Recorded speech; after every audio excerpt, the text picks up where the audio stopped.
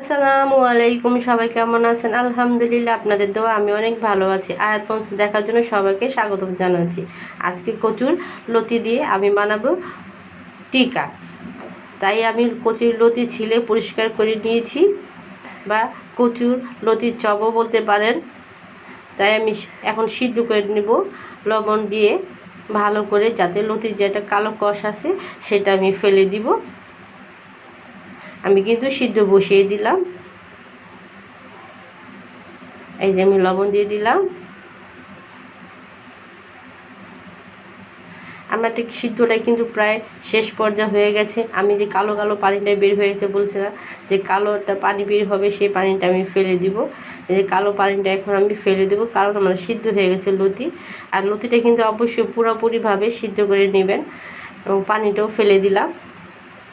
এখন আমি ঠান্ডা করে ভালো করে হাত দিয়ে মেখে নিব। আর এই পাশে কিন্তু আমি একটা আলু সিদ্ধ দিয়ে দিলাম, কারণ আলু একটা নিব। এই যে ভালো করে আমি মেখে নিছি হাত দিয়ে।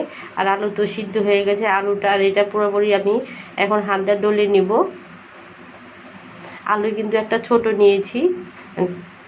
এই যে আলুটা কিন্তু আমি ডলে নিলাম। এখন এক এক করে আমি মশলার পরিমাণটা দিয়ে দিব। গরুর মাংস কিছু ঝোড়া ছিল, সেটা আমি দিয়ে দিলাম। আমি কিন্তু অল্প পরিমাণ বানাবো, এই জন্য অল্প অল্প করে নিলাম। দিয়ে দিলাম পেঁয়াজ কুচি।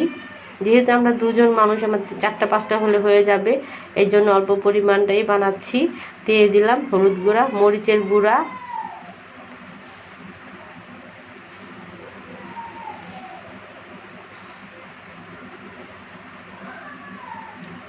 গরম মশলা, এলাচির গুঁড়া, হালকা একটু গোলমরিচের গুঁড়ো দিয়েছি।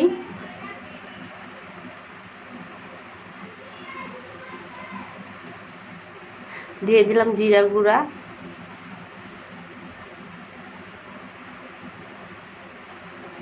ধনে পাতা, কাঁচামরিচ কুচি। এখন হাত দিয়ে আমি ভালো করে মেখে নিব। আর 1 চামচ অবশ্যই আটা আমি ব্যবহার করেছি, যাতে এটা একটু মচমচা বা খাস্তা হয়, এই জন্য আমি আটা দিয়ে দিব। আর স্বাদ মতো লবণ। লবণ ছাড়া তারপর তো কোনো জিনিসই কিন্তু স্বাদ হয় না, লবণে কিন্তু অনেক গুণ। এই যে 1 চামচ আটা দিয়ে দিলাম। এই আটাটা দেওয়ার কারণ হয়েছে যাতে একটু খাস্তা ভাব আসে। যেহেতু লতি এটা নরম, তাই একটু খাস্তা করার জন্য কিন্তু আমি 1 চামচ আটা ব্যবহার করলাম। আমার কিন্তু মাখানো প্রায় শেষ। আমি যে গোল গোল করে 5টা করে নিয়েছি, আগেই বলেছি আমি অল্প পরিমাণ বানাবো।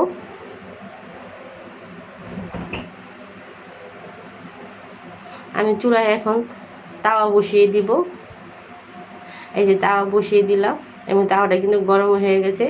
এখন আমি দিয়ে দিব এক এক করে। এই যে দিয়ে দিলাম। এখন আমি অল্প আঁচে এটা আমি ভাজবো।